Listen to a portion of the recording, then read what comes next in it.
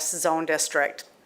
We generally haven't had many of these types of requests, but I do recall one not so long ago on Camelot that was for a ballet studio. And I just bring that up so you might remember the last time that we had this type of request. The subject property is 2505 Burton Street Southeast. It is in a small NOS zone district.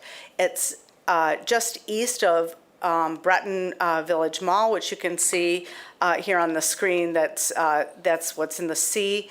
And then across the street, we have the development where Fresh Time is located. The subject property is about 10,000 square feet, and it's improved with a two-story office building of about 4,200 square feet. All the other office buildings in the vicinity there are similarly small scale, and that really represents the purpose and intent of the NOS zone district to provide services to neighborhoods, as well as potentially providing a transition from more intense commercial zone districts. As you can see, well, I guess you can't really see in this slide, but I was going to say the property has about 10 parking spaces on the property, and let's see here. There are about 10 parking spaces on the subject property. The adjacent property to the north, which you can see here with all the other numbers, which represent parking spaces, is commonly owned, and it is proposed that users of this business will have access to those parking spaces. The studio will occupy the entire building. Proposed hours of operation are Monday through Thursday, 3 p.m. to 9 p.m. 5 to 10 employees are anticipated at any time, depending on the lesson schedule. Relative to parking, the studio requires about a third space per occupant, with an occupancy of approximately 80 persons. 27 parking spaces are required. There is a shared parking agreement in effect with the property that's adjacent, 2504 Ardmore, and that has 24 parking spaces. A total of 34 parking spaces will be available between the two properties. The zoning ordinance does allow the use of shared parking agreements where there is staggered peak periods of parking demand. The parking agreement on the Ardmore property allows parking on that property between 2 and 9 p.m. To provide that additional parking when needed for the music instruction business. Additionally, the applicant has indicated that many of the music school students are under driving age and will likely be simply dropped off by their parents and also picked up, so will not actually create a need for parking spaces. I should also mention that there are bus routes in the vicinity, and using the waivers for the shared parking and the transit, the parking deficiency can be met. Regarding the building elevations, as you can see, the applicant is proposing some cosmetic changes to the exterior of the building. That hasn't been reviewed as part of this application, and they will need a building permit for these changes and for signage, so that will be fully vetted at that time. So in sum, we're looking at using an office building and in an office zone district for a music instruction business. And I'll be happy to answer any questions you might have for me or turn it over to the applicant. Thanks, Elizabeth. Any questions, commissioners? All right, thank you. I'll have the applicant come up if there's anything else you want to share with us.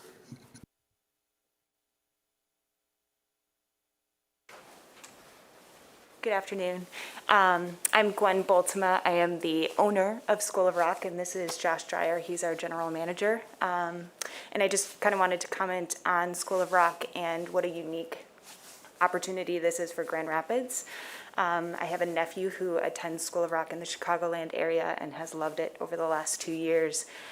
So when we were looking for a place for music education for our little girl, we wanted to bring her what we thought was one of the best kind of curriculums and a community-driven kind of music education platform. So that's why we're here today, and that's why we're asking for this special use permit. So, thank you. Commissioners, any questions for the applicants? Will there be bicycle parking facilities provided? That's a great question. It is certainly something that Josh, who bikes most everywhere, would love us to do, yes.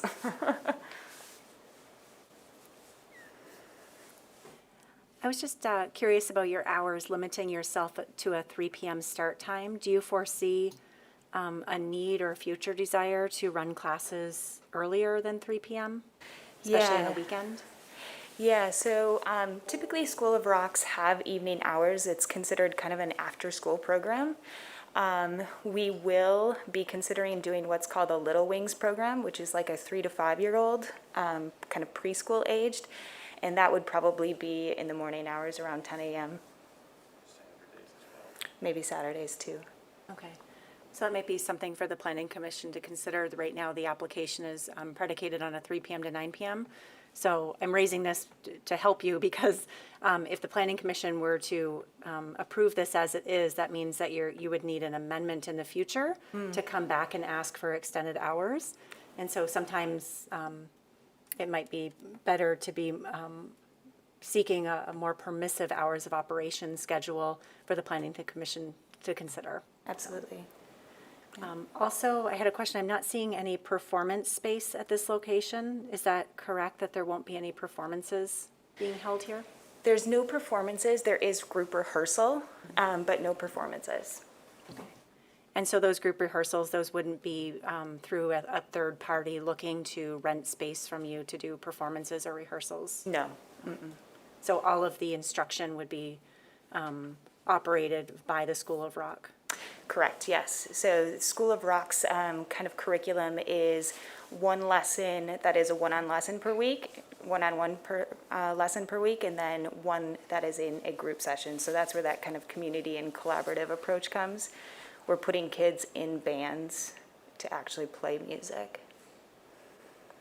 And my last comment is just about signage. It doesn't look like the graphics, although it looks like a beautiful design. I'm not sure that the amount of signage is going to meet our ordinance requirements. Correct. So- We've actually modified that already. okay. So as you're seeing it currently, the only sign that we will have is the full logo School of Rock above the windows. Okay. Good, thank you. I just wanted to bring that Yep. to your attention Yep. before you got too far with. Yeah, pricing and- absolutely. Okay, that's all I have. Thank you. I just want to verify that any soundproofing that's required will be happening as part of the development process. Yeah, absolutely. So we hired an architect out of New York who does School of Rock franchise locations across the nation. And so they've made sure that all of the soundproofing is to the level that they require, which is the highest level, so. All right, thank you. Yep. I'll open up the public hearing. If you're here today about this case on Burton, please come forward, state your name, and share your brief thoughts with us. All right, I'll close the public hearing and turn to commissioners. Are there any other questions that you might have for the applicant or for discussion? Well, I think we could discuss the hours probably. I'm inclined to give them 8 to 9 daily. Yeah, I was gonna say 9 to 9, but 8 to 9 is, I'm comfortable with that too. 7 days a week. Great. I think that this is a fine fit. I'm glad that they're gonna be working with staff to make sure that they're meeting building materials and signage requirements and all of that. And the soundproofing, there's not direct residential nearby, so I don't think there'll be any disturbances related to that. So yeah, I'm comfortable with it and happy to make a motion unless others have comments. I also appreciate that the access to it is off of the Breton Meadows and not off Burton itself, which is quite congested around there. All right, go ahead. Okay. Now therefore be it resolved that the Planning Commission approves the special land use and site plan review request of School of Rock, Gwen Bryhoff, Bultema, to establish a music instruction business in an existing office building at 2505 Burton Street Southeast for the following reasons. The proposed use will be consistent with the purpose and intent of the master plan and zoning ordinance, including the zone district, because the proposed use will be consistent with the purpose of the NOS zone district, which is to allow for small-scale office and service uses that serve the immediate neighborhood and which by their nature have minimal effects upon surrounding land uses and public infrastructure. The proposed use will meet the site plan review standards of section 5.12.08.e because no additional square footage or other exterior changes are proposed. The building and unit are provided with adequate means of ingress and egress by public streets and walkways. The proposed use will be compatible, harmonious, and appropriate with the character and uses of the neighborhood, adjacent properties, and the natural environment because the use will be located on a major street and will allow for smooth transition from the more intense abutting commercial area to the nearby residential uses. The proposed use will not have adverse effects on the neighborhood because adequate parking will be provided and ingress and egress is off of Breton Meadows rather than Burton, which will help potential congestion issues. The proposed use will not be detrimental, hazardous, or disturbing to existing or future uses or to the public welfare by reason of excessive traffic, noise, or visual clutter, because the building's location near Burton Street and the adjacent commercial shopping district is not anticipated to result in additional traffic within the neighborhood, and the building is freestanding and located near a street with high traffic volumes, mitigating the effects of any noise on nearby properties. The proposed use will not be detrimental to the financial stability and or economic welfare of the city because the use is not anticipated to create nuisances or needs that will require additional city services. And the proposed use will comply with all other applicable city ordinances and policies and all applicable state laws. Be it further resolved that the following conditions of approval shall apply to this project. Standard conditions set A, approvals, which I will read. That the application and plans submitted by the applicant and signed, dated, and stamped by the planning director shall constitute the approved plans except if plan elements do not meet ordinance requirements and/or as amended in this resolution. That the use shall operate according to the application and per applicant testimony as recorded in the planning commission minutes. That this approval does not include any proposed signs and any future signs shall be subject to the requirements of Article 15 of the ordinance and permits received prior to installation. That a land use development services or LUDS permit, building permit, and all other required permits shall be obtained from the city of Grand Rapids prior to construction, demolition, or operation. That any expansion of the approved special land use requires an additional special land use review and approval by the planning commission. That the proposed use will comply with all other applicable city ordinances and policies and all state laws. And that this approval shall take effect 16 calendar days after the date of planning commission decision. That, number 2, that bicycle parking be provided on site. And 3, that hours shall be limited to 8 a.m. to 9 p.m. on Monday through Sunday. Support. Last one, did you say Monday through Saturday? Sunday. Sunday? 7 days a Thank week. you. Paul, did you support? Okay, so we have a motion and support. Any discussion? All those in favor of the motion say aye. Aye. Aye. Any opposed? All right, the motion carries. Thank you. All right, our next case is 732 South Division Ave. Elizabeth will walk us through this, and I think Commissioner Wallace will be joining us momentarily. So she'll be here.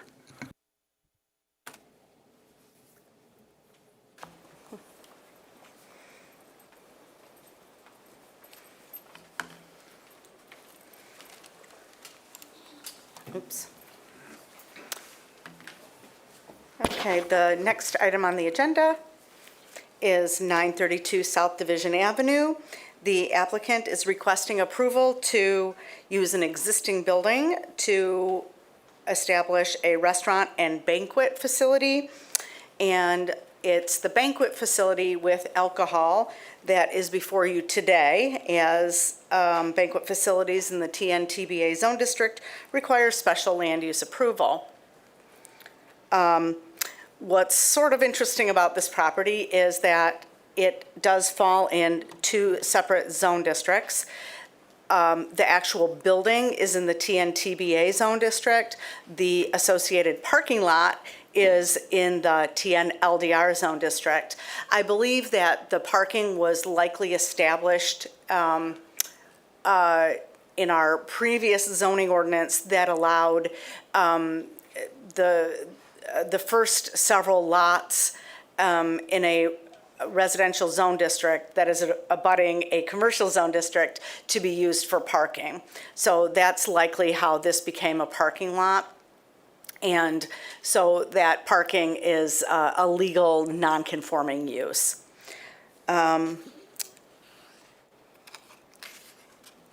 site is at the southeast corner of Division and Delaware, and it is included in the South Division Corridor Area Specific Plan.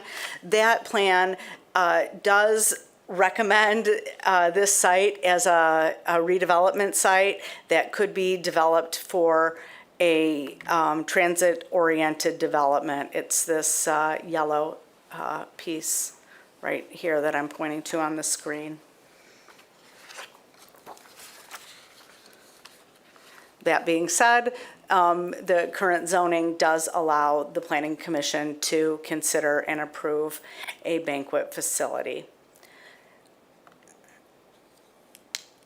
The property is just over, including the parking lot, the property is just over an acre in area, and the building on the site is about 7,000 square feet. There is a wooden fence around the edges, abutting the residential. It could use a little bit of TLC, so either repaired or replaced. And as part of this request, the applicant is proposing to restripe the parking lot as well as add parking lot landscaping, both landscape buffers, which is landscaping between the parking lot and the residential uses, as well as parking lot screening, which is along the street edges to screen the parking lot from the street. So if you do approve this today, that would be a condition of approval, and that would be done, the details would be done at LUD's permitting. Currently, there is a porte cochere extending south from the building. I don't think I have a good picture of that, but the applicant does propose, I guess you can see it in this picture here.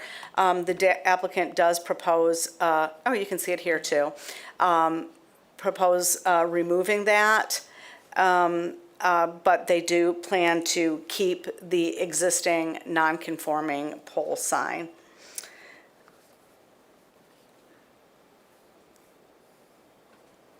The conceptual plans that we see here show that windows will be installed on the street-facing building sides, but as part of this, we haven't done a thorough zoning review because these are conceptual in nature, but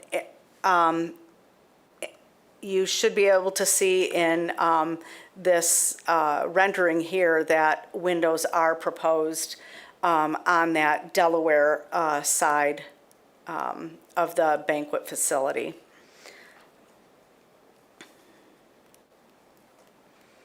I should back up and mention that there are two components to this.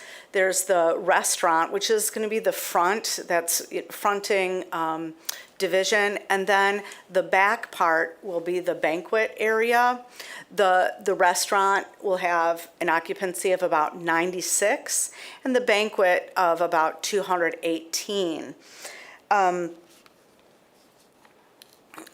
Regarding parking, a total of 73 parking spaces are proposed on the repaired, restriped, and landscaped parking lot on this conceptual plan. This plan, as you can see here, does show a future building on an adjacent lot that would share ingress and egress as well as parking. That isn't part of today's consideration. We're really just looking at the banquet facility on the north building that's existing there today. But this conceptual plan, shows you what could be there in the future. Excluding the new construction to the south here, 73 parking spaces are proposed on the site plan. The total parking requirement for the two uses, the restaurant and the banquet facility, is 79, and that assumes both uses would be, fully occupied, at the same time, which is probably unlikely. And based on the parking requirements for the two uses, the lot is about 6 spaces short. There is public transportation available on Division, and using that as well as the fact that the uses will likely be staggered somewhat, the Planning Commission can grant a parking waiver for the deficient 6 spaces.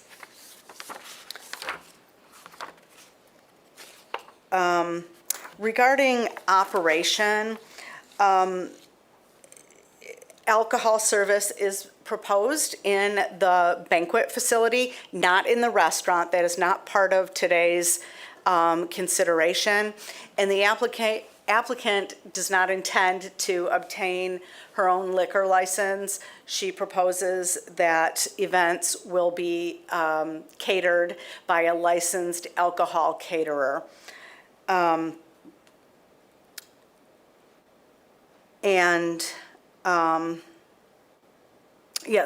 alcohol licensed alcohol caterer.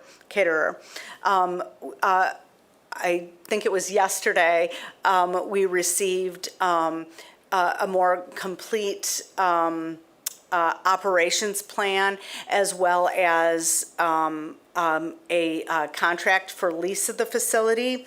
There are a couple of things that I think the Planning Commission might want to discuss and or add as conditions of approval if you're amenable. The application indicates that events are to cease by midnight, and I'd encourage the Planning Commission to consider if that is an appropriate time. Oftentimes, we see that banquet facilities close at 11 with the facility to be vacated by midnight, but we also have had approvals for facilities closing by midnight.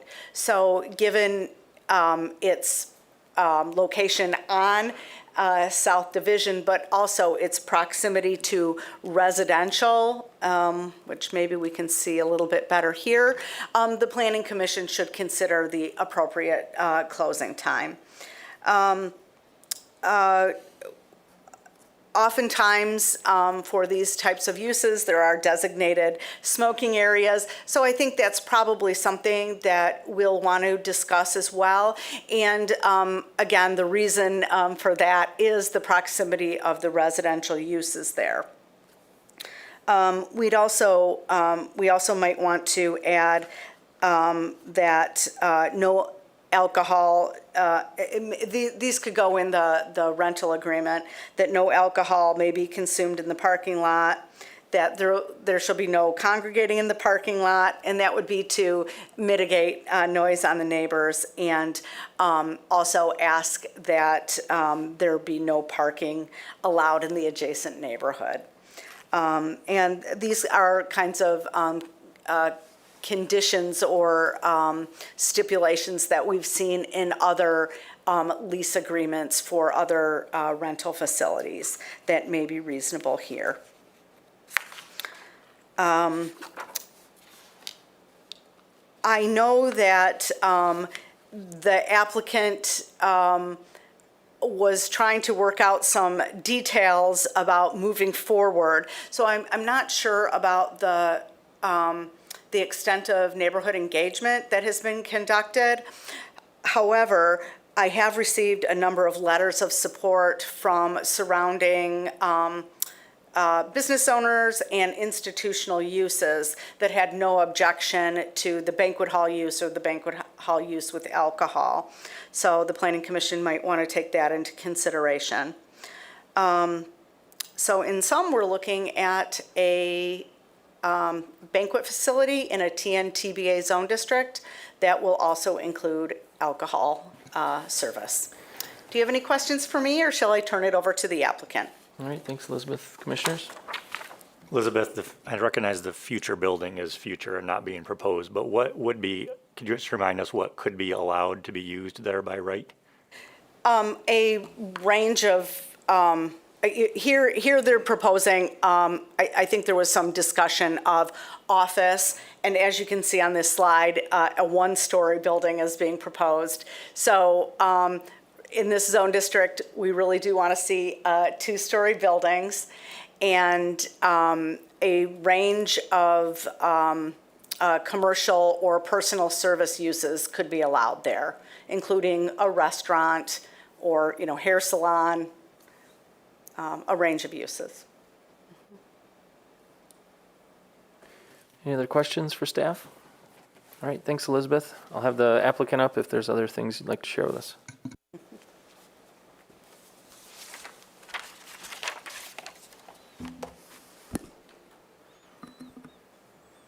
Good afternoon, Commissioners. My name is Elliot Muller. I'm with Ben Muller Realty, the developer behind and part owner of the project that's in front of you.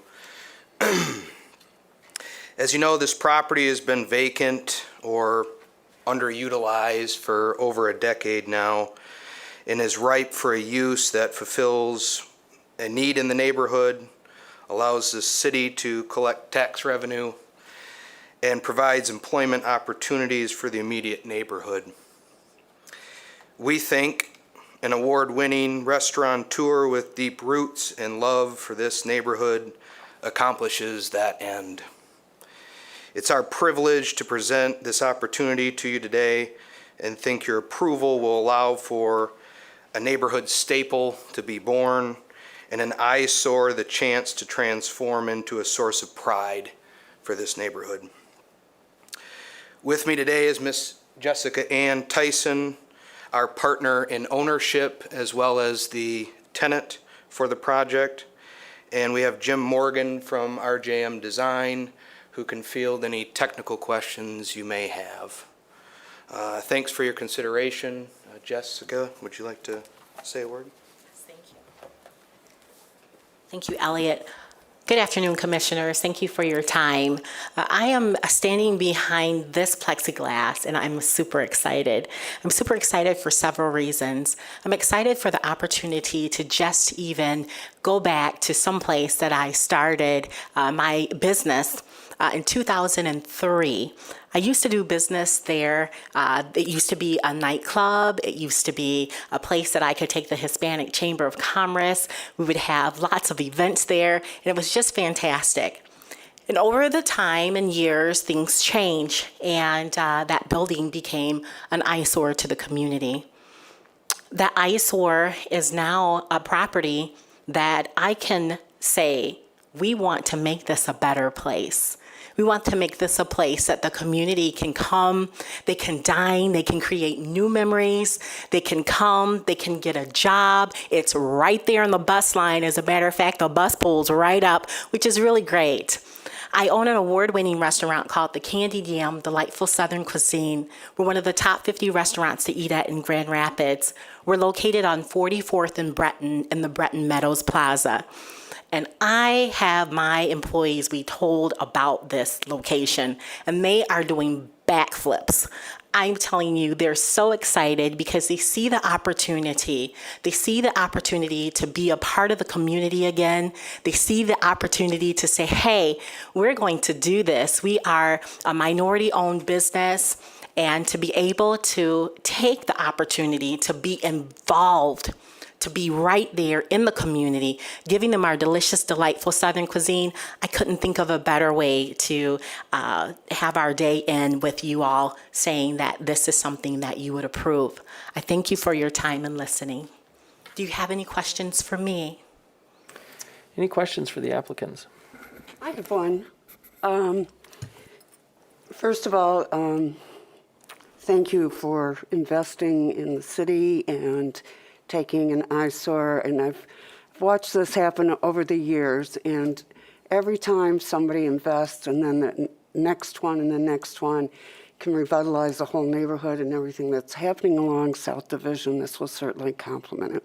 This is a kind of just a question, given the state of dining and everything that we're in. Have you thought about any outdoor dining? Thank you for that, Commissioner Shannon. We have thought about outdoor dining.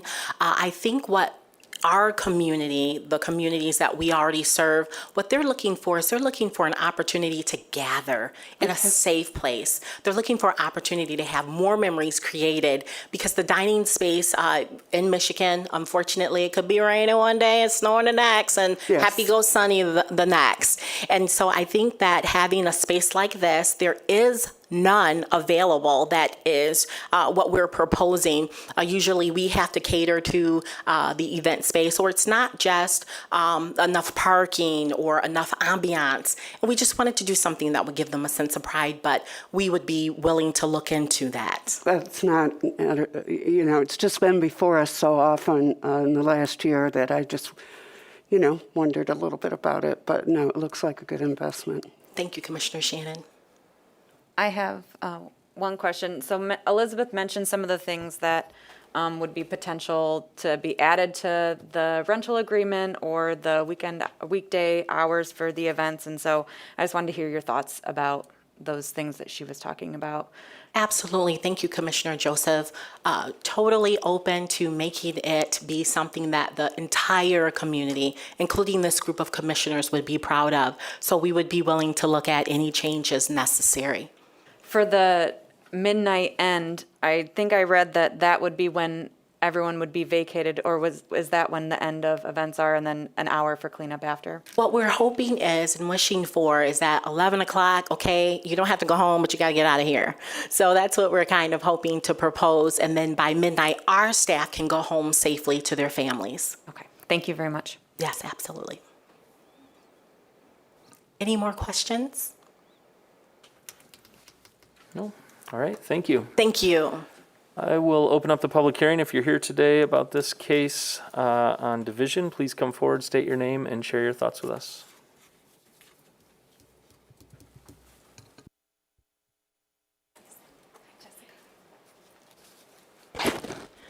Hi, everybody. Thanks for being here. My name is Cynthia Hicks, and I live at 1049 Sheldon Ave Southeast. I've been a real estate agent for 20 years, and I've lived in 07 for almost 30. Unlike Jessica, who has not done any due diligence in the neighborhood to find out what they want, I have knocked on my neighbors' doors, and if you would care to take a look at the last notes in the last hearing, when people wanted a liquor license, the neighbors came out in droves, and the same neighbors are still there. I had very little time to prepare for this today, but I will let you know that I am very, very invested in our community and the voices that are not being heard today, because people are working those laborious jobs and just trying to pay their rent. One of my biggest concerns is that a liquor license does not, to me, really reflect what our community needs. We have a brand new apartment building right across from Club Tequila that's going to be housing retired vets, mostly with PTSD. There's going to be windows along the front of the building, which will have a lot of noise coming out of it. And I just would really like to see a business that's appreciated, not just tolerated. Actual activities and services that our senior residents could be provided. So we have the Delaware Manor, we have Sheldon Complex, we have the United Methodist Community House, which is opening up a teen center and a local grocery store. I don't really see how a banquet facility with a liquor license that just kind of, has events here and there that's really loud and obnoxious and annoying, and has a super long history of sucking up community resources, about 500 phone calls a year for shootings, in which I do have a bullet in my house. Jessica lives not in our neighborhood. So I have to stay there even when the parties are going on and the noise and the violence, because we all know that when people drink alcohol, they get violent. And just because it's a new owner doesn't mean that problem's going away. And, I would love to see really great jobs come in our neighborhood, but, this is, if anybody does call the restaurant right now and ask how much wages are, they're $10 an hour. And Jessica refuses to pay her employees any more than $10 an hour post-coronavirus. And how do I know this? My daughter worked at Jessica's restaurant. Her Pink Salt Lounge. And the wages are the same, because I was asked by her and her sister to recruit people in the inner city to come and work. So I did that. I went to my friends and my neighbors who are people of color, and I asked them if they would like to come and work for her establishments, and a few did. But I don't think that $10 an hour post-corona is going to help any of our residents pay their bills. I would be supporting this business if it actually provided jobs and services to our residents that will help empower them, because nobody in my neighborhood can pay any rent at $10 an hour. This is a slap in the face to the neighbors and to all the community members that live on Sheldon Street. My husband that was deported 6 years ago made a statement when the last business wanted to open a banquet facility.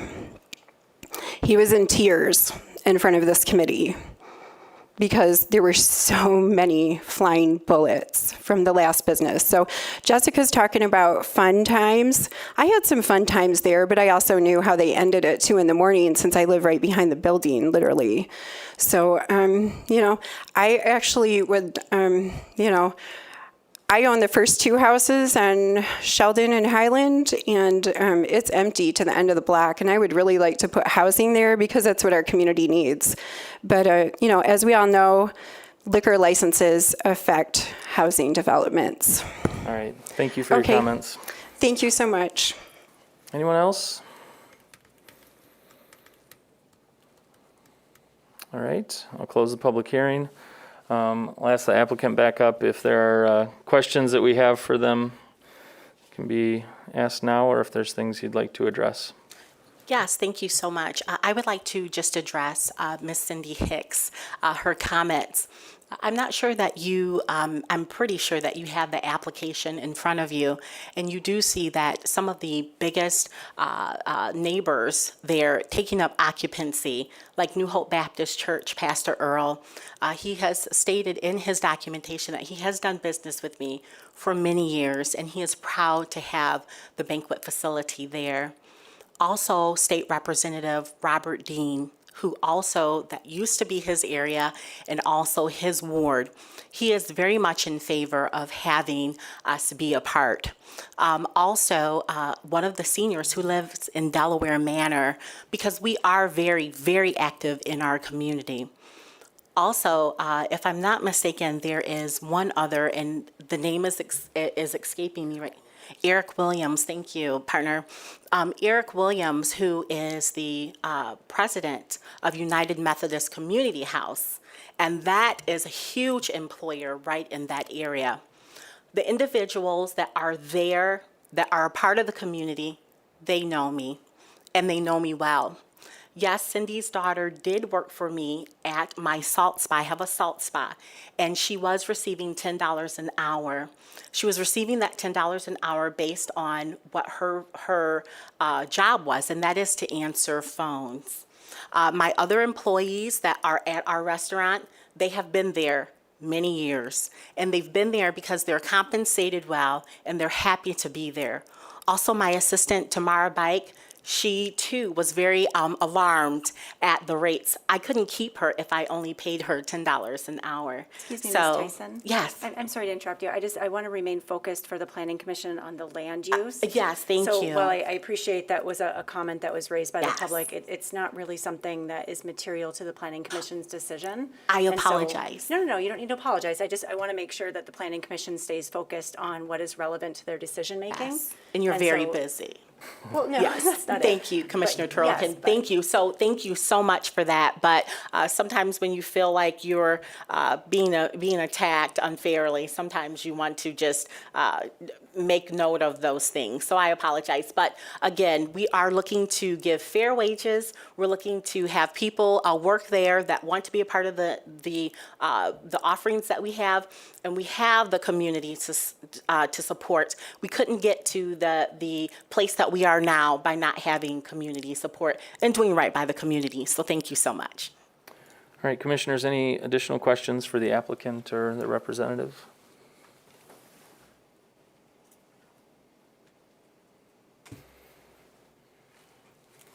I just have a clarifying question, Ms. Tyson.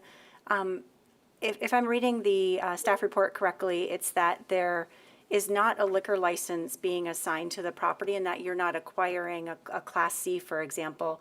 So the restaurant does not serve alcohol, but that banquet events taking place in the, what would that be, the east portion of the building, you would have a licensed caterer come in? Is that Yes, correct? Commissioner, you are correct. Okay.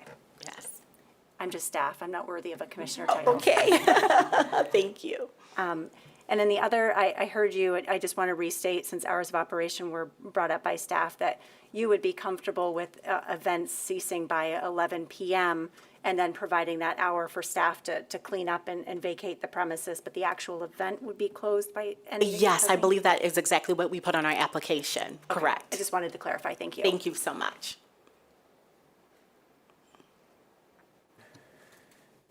Kristen or Elizabeth, can you speak to where an appropriately located designated smoking area might be? It's not something that we discuss often, but I guess we don't hear many banquet facilities either. It's more restaurants, and it's kind of laid out in state law how far away from entrances and things you have to be. Sure. Elizabeth might have given this some more thought, but certainly we would not find it to be appropriate if it were pushed to the easternmost section of the lot, which is in Sure. closest proximity to the residential.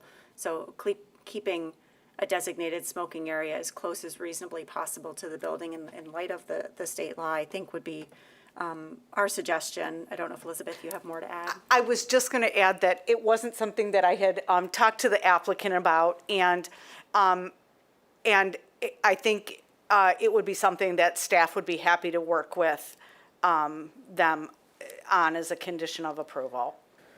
Okay, I'm fine with that. I think they seem amenable to working with staff for any amendments to the rental agreement and things that were listed in the staff report, so I'm comfortable with that. I have no issue. Mr. Chairman, I'm sorry. I know I'm late with this, but I honestly didn't think about it until Ms. Elizabeth got up to speak. I just wanted to bring up a potential conflict of interest on my part for this applicant. I believe she's running for office as a commissioner in Kentwood, and so is the campaign I work on for Miosha Thompson, also running against her for the second ward in Kentwood. So I don't know. Well, I'll throw it to commissioners to see if they feel that that's a conflict. I'm sorry, sir. It is she's running for Ward 1, and I'm running to represent in Ward 2. Okay. Yes, sir. That might make a difference. Did you have input on that? I was going to punt to Amber, but then it sounds like they're not in competition with each other, if I heard that correctly. Nods. Okay. Perfect. All right. So I don't know if someone wants to make a quick motion that, since it was raised. Yeah, I can make a motion that the commissioner does not have a conflict of interest in light of the testimony. Support. Okay, any discussion? All those in favor of the motion say aye. Aye. Any opposed? All right, thank you. So other discussion, comfortable with the hours of operation? The restaurant closing at 7 in the report. I don't know if that, But you're sure about that? I mean, Is that, we don't have to have that as part of the restaurant closing hours, right? Because the restaurant's by right, so we're not still part making of it. decision based on, as long as they don't go past midnight with alcohol or whatever, it wouldn't have to come with. That's us? correct. So the restaurant itself is not under the scope of your review. So even though it is stated in the application that it would close, because a restaurant without alcohol, let me rephrase that, a restaurant without alcohol and closes before midnight is permitted in the zone district, so it wouldn't need to be considered as part of your review. Okay. They could extend it should they wish. I didn't know if this brought it under the umbrella since it's part of a broader SLU, so, I would say no, that portion of the application is permitted. all right. I'm also comfortable with using transit as the, to meet the parking reduction, since it's on the Silver Line and Route 1. Yeah, I agree with Commissioner Joseph's perspective on the parking. And if there isn't other discussion, I'd be happy to make a motion. I was wondering if Director Trickelson could reflect a little bit more on the South Division plan, and that calls for this site to be a potential TOD redevelopment site. How do you see this proposal fitting into that plan? Yeah, so certainly this isn't what we would typically think about a TOD development, nor has it been, any effort has been made to rezone it to a TOD zone district. The plans are just that, they're visions for the area. And so I think in an ideal situation, we would see a more intense use. I think that could be still accommodated on this site, albeit probably with some extensive investment. And so although this comports in that it is a very active commercial use that we would like to see in a TOD zone district, it's clearly not at the intensity that we would prefer to see. However, it's still permitted by the zone district, and I think it is supported by the plan, just not to the level of intensity that the plan desires. But again, a plan is just that, it's the vision for the document. It doesn't mean that any application that is slightly inconsistent with the plan is reason for it to be rejected. Are you comfortable with that, Commissioner? Okay.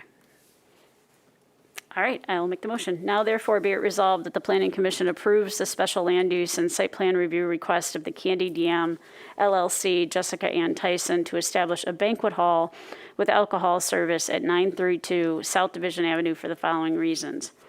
The proposed use will be consistent with the purpose and intent of the master plan and zoning ordinance, including the zone district, because the proposed use will increase the mix of uses in the commercial area. The South Division Corridor Plan recognizes the need for additional businesses to be located along the corridor, fostering the ability to renovate and rehabilitate existing buildings. The proposed use will meet the site plan review standards of section 5.12.8.e because the parking lot will be brought closer to compliance with current dimensional, screening, and buffering requirements. The proposed use will be compatible, harmonious, and appropriate with the character and uses of the neighborhood because the proposed use will be consistent with the desired mixed-use nature of the neighborhood and will provide a desired amenity within the neighborhood. Potentially adverse effects arising from the proposed use will be minimized because the operator or her designee will be on premise during events. Adequate landscape buffering will be provided between the subject site and neighboring residential uses. The proposed use will not be detrimental, hazardous, or disturbing to existing or future uses or to the public welfare by reason of excessive traffic, noise, and glare because events will cease by 11 p.m. with the premises vacated 1 hour thereafter. Events, including entertainment, will be fully contained indoors, and the building is not immediately adjacent to any other buildings or uses. The proposed use will not adversely affect the walkability of the neighborhood, impair pedestrian circulation patterns, disrupt the continuity of the urban street wall, or otherwise hinder the creation of a pedestrian-oriented environment because use of the building, as proposed, could bring additional pedestrian traffic to the area of the neighborhood. The proposed use will not be detrimental to the financial stability and economic welfare of the city because the conditions of the special land use approval will limit nuisances that require police or code enforcement actions. Given the character, location, development trends, and other aspects of the neighborhood, it is demonstrated that the area is underserved by the proposed use and that the proposed location for alcohol sales will demonstrably be an asset to the neighborhood because there are no other such facilities in the immediate vicinity, and a number of surrounding neighbors have expressed support for the proposed use. The use or change in use is constructed and operated by the applicant is compatible with the neighborhood because the use is located on South Division Avenue, a main commercial corridor where such uses are appropriate. Adjacent or nearby parks, playgrounds, religious institutions, or schools will not be adversely affected because the use is to be operated in conjunction with a restaurant and there will be no sale of alcohol for off-site consumption. The use is proposed to be operated by the applicant will not have any or minimal negative secondary effects on the neighborhood because the applicant has procedures prepared so that the use will be operated in a manner that has the potential to minimize or eliminate negative secondary effects on the neighborhood. Be it further resolved that the following conditions of approval shall apply to this project. Standard conditions set A, which have previously been read. 2, that events, as mentioned before, shall cease by 11 p.m. with the premises vacated 1 hour thereafter. 3, that music and dancing incidental to a private event may be permitted, but there shall be no event or ticket sales to the general public at which admission charge is charged at the door. That the operator or her designee shall be on the premises during all events. That the event space may accommodate up to 218 individuals, subject to occupancy determination by the city's building official and applicable building and fire codes. That a noise analysis shall be conducted by a qualified engineer, and if necessary, the building shall be soundproofed to meet requirements of the Noise Control Ordinance, Chapter 151, Article 5 of the City Code. That doors and windows shall remain closed during events. That an outdoor smoking area shall be designated in an appropriate location and reflected on the plans submitted for LUD's permitting. That the existing wooden privacy fence located adjacent to any property and residential use be repaired or replaced with a 6-foot-tall privacy fence. That a landscape buffer meeting the requirements of Section 5.11.12 shall be required. That the parking lot shall be landscaped to bring the site closer to compliance with the requirements of Section 5.11.11. And finally, that an indoor events license shall be obtained from the office of the city clerk. That's the conclusion of the motion. Would it be appropriate to add a condition about them working with staff on the rental agreement? Or are you comfortable without that? The rental agreement. So there were some things related to that staff brought up for the events rental agreement that they submitted, like the no parking in the adjacent neighborhood, no alcohol in the parking lot, or things like that. So I didn't know if that was something. Really, it seems like it's replacing what would normally be an operations management Right. plan. So the motion would include an obligation by the applicant to work with staff for review of a rental agreement Yeah, I suppose. yeah. without specific conditions within that rental agreement? Right. Okay. Yeah, I don't have a problem with that addition. And did you want to say anything about the pole sign? So, yeah, as part of the application, I believe the applicant is looking for continued use of the pole sign. I don't know that staff mentioned whether they were comfortable with its continued non-conforming use. Yeah, I think when we get into the ordinance, typically the threshold for the planning commission to require the removal is really at full redevelopment of the project, which this is not it's a reuse of a building and some minor improvements, although helpful improvements. It doesn't rise to the definition of redevelopment. So while we certainly would like to see the pole sign removed because that's in conformance with the ordinance, I don't believe that the planning commission has the authority to require that. Okay, thank you. Support then. Okay, we have a motion and support. Any final discussion? All those in favor say aye. Aye. Aye. Any opposed? All right, the motion carries. Thank you. Our last case today, let me get the address, is 412 Fuller Ave Northeast. And Elizabeth will take us through this.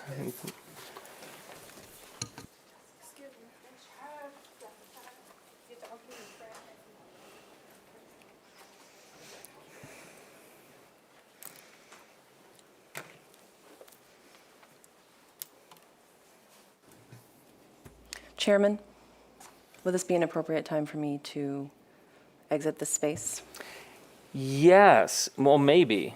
How about you go ahead and say what you got to say? So there could be a potential conflict of interest due to the fact that one of my employers, this is the client to one of my employers, Black Truck Media and Marketing. So I'm seeking advice from my peers to whether or not they think that might be the case. So you do have some financial interest in their well-being? I am paid by a company that they pay.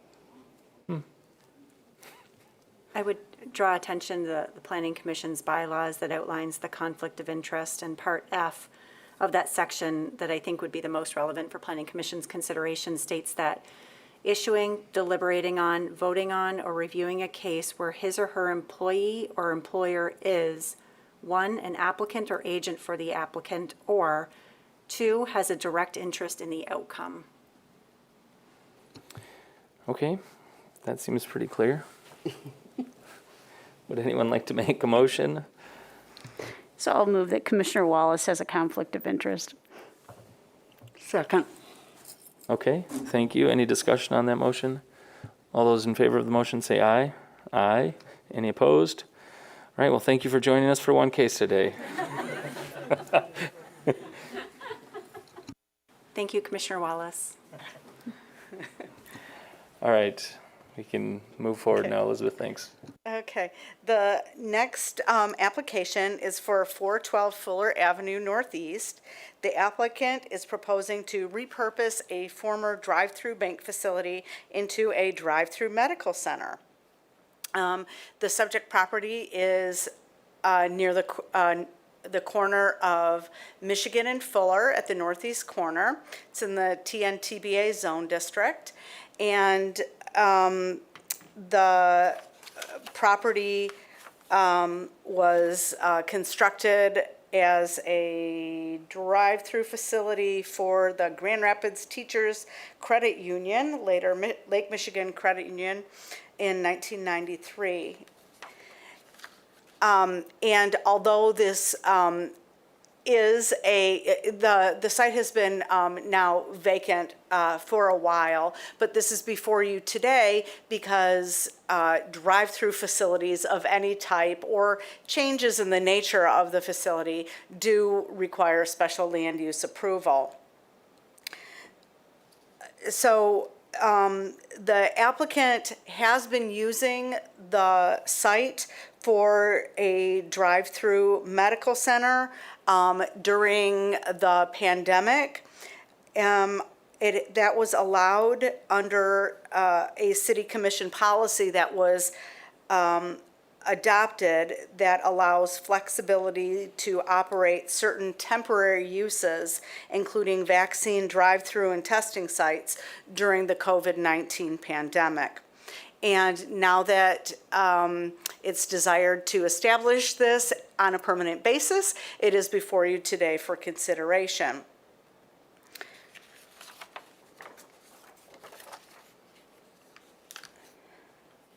The property is right off of Michigan and is adopted or included in the Michigan Street Corridor Plan. And there were some excerpts that were attached to the packet.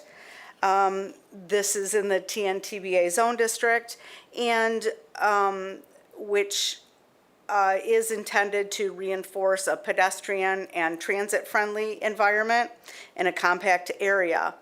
Now, we do see drive-throughs in the TVA zone district, and you might recall a couple years ago across the street, just north of the railroad tracks, a Starbucks drive-through was approved as part of a larger strip center. There is also a pharmacy pickup at the Walgreens across the street.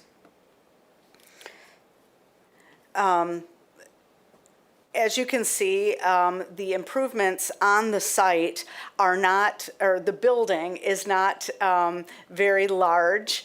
The building is 15 by 36, and it was originally established that this was a strictly drive-through facility for Lake Michigan Credit Union. As you can see, that there are no pedestrian facilities on the site, and I think that's a reflection of a couple things, probably when it was established as well as how it was intended to operate. It does operate well as a strictly vehicle-based use. The tellers in the building would, they would park on these 3 spaces, and go into the building. And there was an ATM and several other drive-through teller bays that were serviced by pneumatic tube. So I tell you all that because the proposed operation is a little bit different. The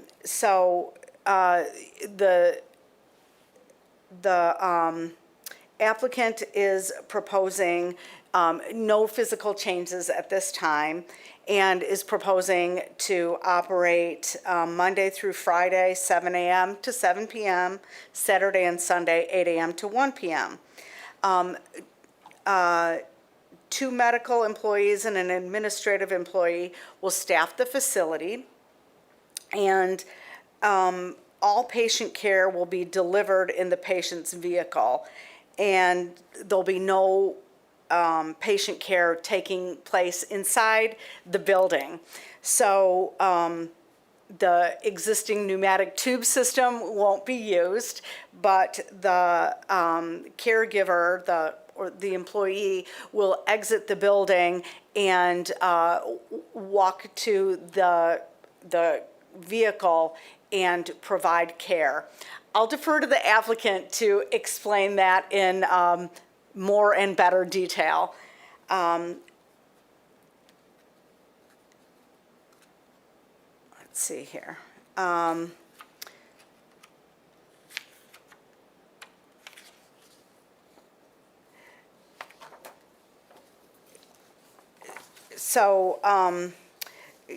Because, as I said earlier, there really are no pedestrian facilities on this site other than the paved walkway that goes into the building that I'm pointing out right here on the screen, from these parking spaces. And I think that's intentional because this is not meant to accommodate, walk-up traffic or, or pedestrians walking up from the street.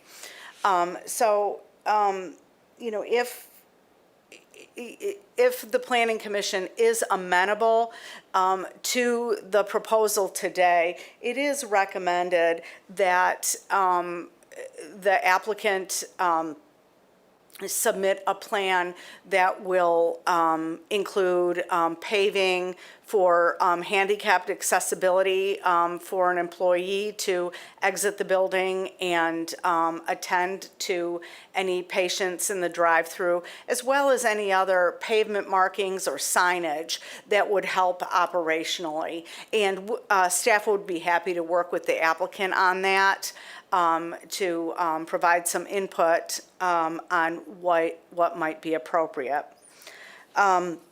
I also did pass the plan by our traffic engineers, and he concurred with that assessment.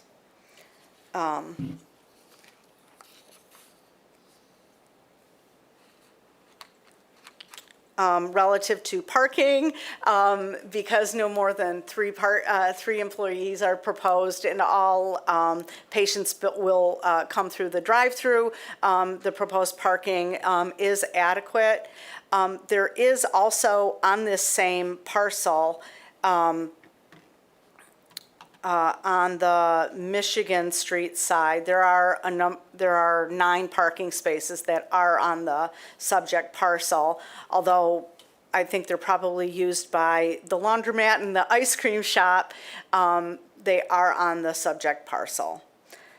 So in sum, we're looking at whether the reuse of this facility for a drive-through medical center is appropriate, with some proposed, with some changes to facilitate pedestrian movements on the site. I'll be happy to answer any questions you might have or turn it over to the applicant. Any questions? Traffic here and trying to make left-hand turns out onto Michigan, either side of the street, is horrendous. And are there any restrictions on that? And you also have, I believe, another driveway adjacent to this site. So it's, you've got cars coming from, a lot of driveways along both sides of the street.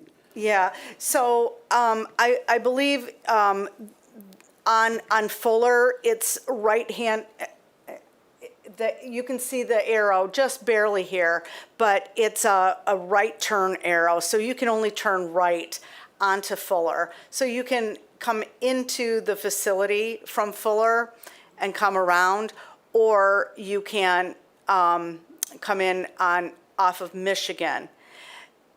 Any egress from the site is either a right turn onto Fuller or back out to Michigan Street and turn right or left.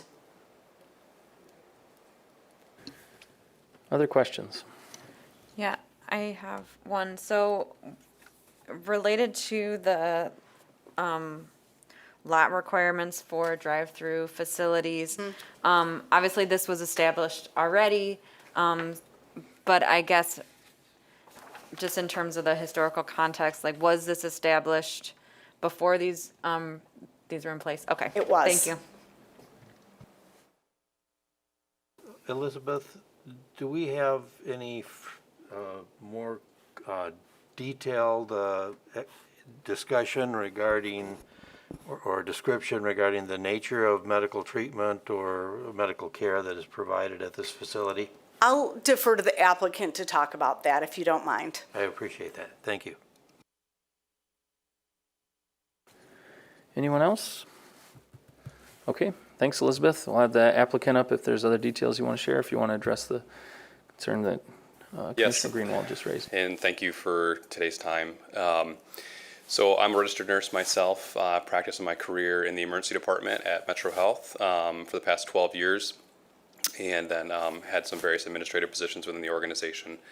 I left Metro last year to pursue a dream of improving healthcare, making it more accessible, but from the nursing lens, and really in a way that provided high-quality outcomes for patients, that was patient-centered and focused. One of the amazing concepts that came out of this was actually developed through the pandemic, was drive-through testing and care, which was a vital access point for our community in prevention and management of the pandemic. What we found was that in the service delivery model, we could deliver a wide variety of medical services far beyond testing, which allowed individuals who maybe had accessibility problems or fear of going into a medical facility to receive care outside of their vehicle. So it truly has become a barrier-free way to access medical care, and something that we haven't found anybody else doing across the nation. We've been looking at this from many perspectives. There are a lot of groups completing drive-through testing, but not groups transitioning that to drive-through medical care. We see this as an innovative model that we're excited to bring to the Grand Rapids market, along with our other services, along with the medical mile extension that exists already. We see ourselves as key players in that innovation that's occurring in the city. From a scope standpoint of what's provided in these facilities, if you can liken it to, within reason, what's provided in an urgent care facility, minus we're not completing x-rays out of somebody's vehicle. But we are able to do a wide variety of assessments, wound closures, vaccinations, testing, really a wide variety of medical care. And it's in an experience for that individual that takes away, like I said, any fear, any anxiety. It allows for children to be cared for right out of their cars, in their car seats.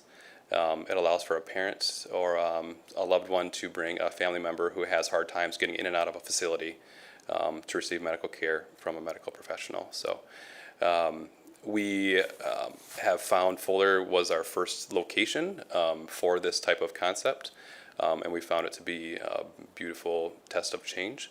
And we've really loved being a part of the local community in that area and being able to converse and work alongside of them.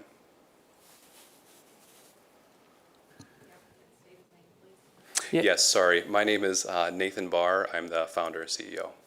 Thanks, Nathan. I have one question. Oh, yeah. Go ahead. Is there any chance that your weekend hours would expand? Right now you have stated 8 a.m. to 1 p.m., but if they're part of our decision, we would want to verify that. Yes. Yeah, I think there is potential for expansion of weekend hours. Correct. Yes. Great. Thank you. Can you describe the kinds of licensing you need or certifications for operation? Of course. So we operate under a traditional medical structure. We have a medical directorship, so a physician who oversees all medical operations. Our primary providers at the facilities are nurses and nurse practitioners, along with administrative support to conduct our services.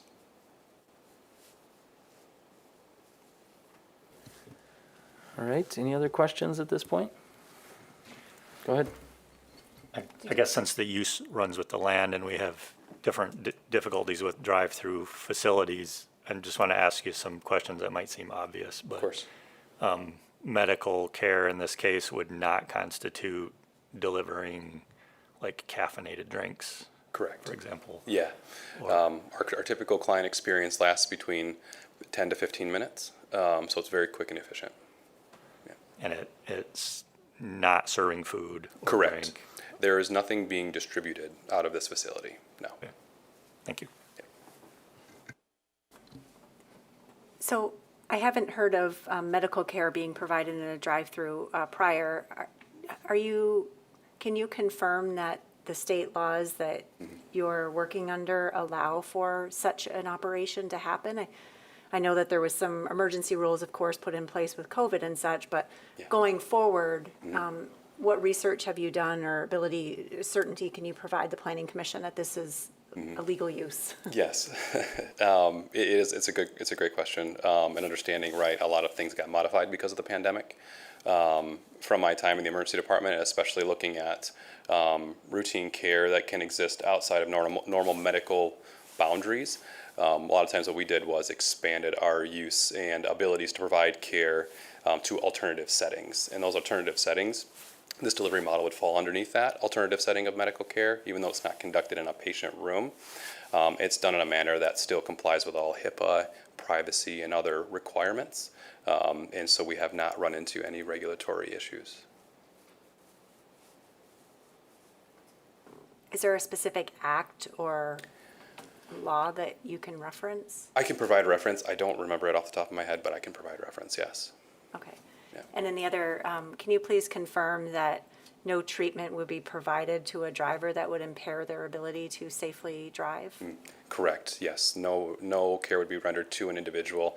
If that individual, as part of our protocols, were deemed, maybe they came to us in need, and we found through our assessment that they were not safe, we would then activate emergency authorities from there as a part of precaution.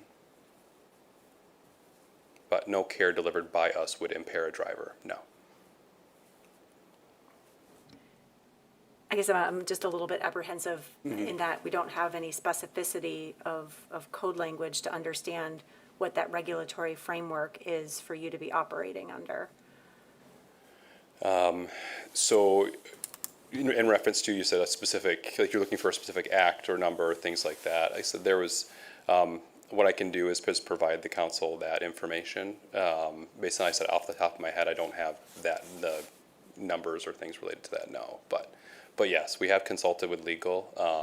We use Miller Johnson here locally to ensure everything that we're doing from a legal entity standpoint is correct. Amber, do you think that that is adequate as either a condition of approval, that documentation be provided for our legal counsel to review? Or is that something that we should have thought of ahead of time? Or You can't see me, but I'm smiling. Unless you can contact your counsel now before we adjourn and maybe cite the state law that you're operating under. Sure. My suggestion to the commissioners would be to table it until you provide it. Okay. Okay. is that something that you would be able to do if we took a 5-minute recess, or? I could try to contact him immediately. I can't guarantee that he would be available at this moment, but I could attempt to call him, yes. Is the concern that this is something that we haven't seen before?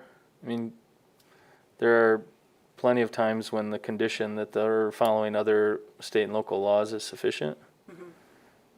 So does that still not cover us? Well, I think the concern is you're right, we haven't seen it before, but just to make sure that the Planning Commission's not approving a use that is otherwise not legal by state law.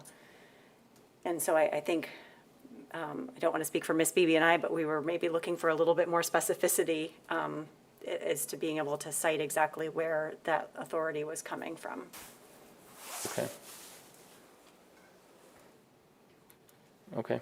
I feel like there were two separate issues. One is what law they're operating under, and another is if services rendered a patient unable to drive, but that could happen at a regular urgent care as well. So I don't know how that's different. Oh, for that, I was just getting that on record mostly, that Okay. service would not be able to be, or would not be provided. I think I was referring back to the specific laws that would allow for treatment and testing in a drive-through facility. Okay. Just to, I was hoping that the applicant would be able to provide greater specificity. Yeah, I don't know if it's that. It could also help distinguish between a future operator who might want to operate what they call a medical facility, which would be objectively different based on the way that they're proposing to operate. I had the similar question about a pharmacy, so I could imagine a pharmacy purchasing the property. So I guess I'll ask again, as you're in, I want to ask it in a way that tells me that you plan to not operate like a pharmacy. Correct, yes, we are not going to operate as a pharmacy, dispense anything out of this facility. It would be the strict rendering of medical care to an individual out of their vehicle, yes. Thank you. Yeah.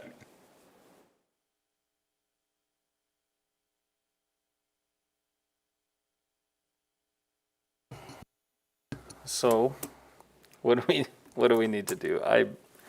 If we're being advised that we need something more before we can act, then I guess we don't really have anything. Then I guess we have to take a break. If you can get a hold of somebody, that'd be great. Okay. I think we would request a 5-minute recess, and if the applicant's able to consult his attorney, and perhaps Ms. Beebe and I can have a few minutes to either best prepare any condition that would protect the Planning Commission and/or a recommendation moving forward. Okay. Do we need a motion to do that? To No? do a recess? No. Okay, then let's take a 5-minute break and good luck. Thank you. No, thank you.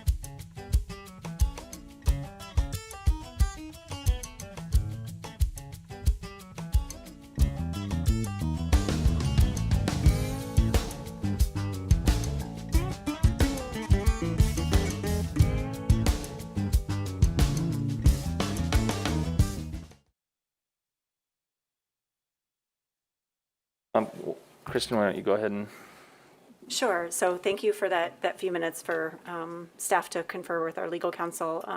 We would recommend two actions. One is to either table the request until next Thursday to allow time for the applicant to bring forth any state or federal regulations that would allow for the permanent operation of this use.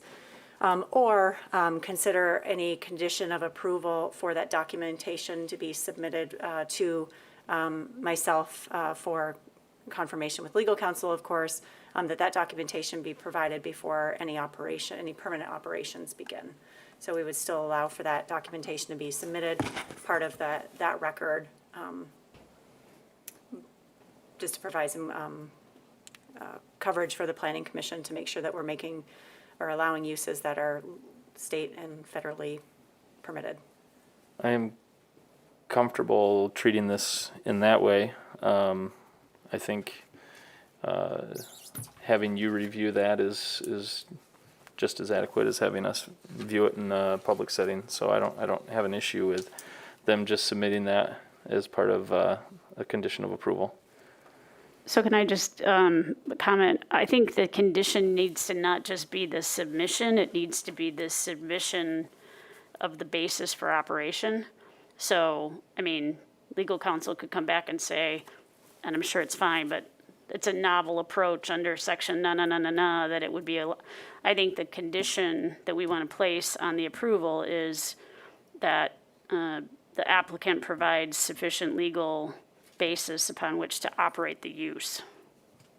Permanently. Yeah. Because they're operating on a temporary emergency basis now. Right, exactly. So I think before they can operate permanently under this approval, they should provide that. Perfectly, yeah. And it can be reviewed by staff and council. Yeah. Go ahead. I imagine that if this is authorized by law, that they will have to come up with a license to operate eventually, which means they would have to meet certain criteria per the law to get the license. So most likely we would require that before they open.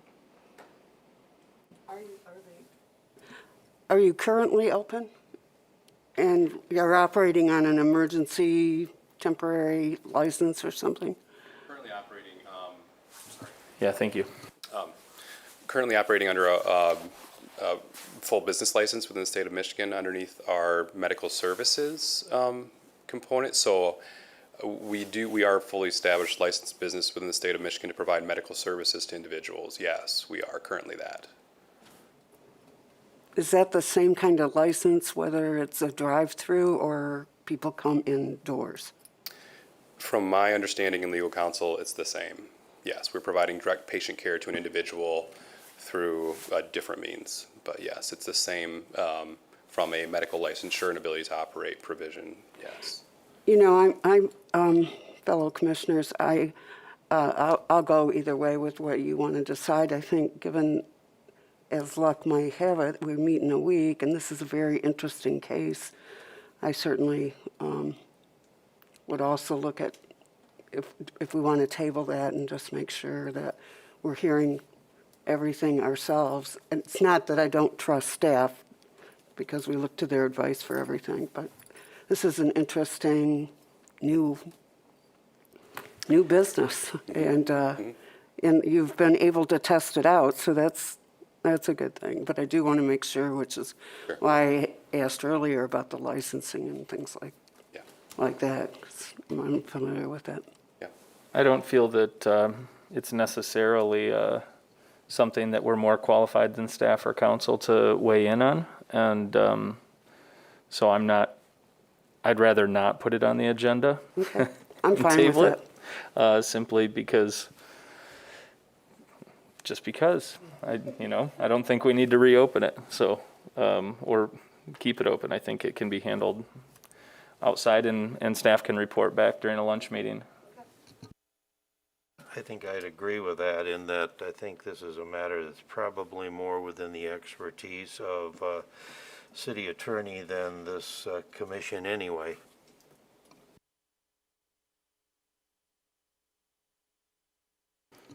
I'll make a motion. Okay, any other discussion before? Oh, I thought so, but we probably didn't. Doesn't hurt to redo it, right? No, I don't think we did. No. All right, so I'll open up the public hearing. If you're here today on this case, come forward, state your name, share your thoughts. All right, I'll close the public hearing. Commissioners, any other questions not related to licensing? None? All right. Go ahead, Commissioner Joseph. Okay. I need to modify that one.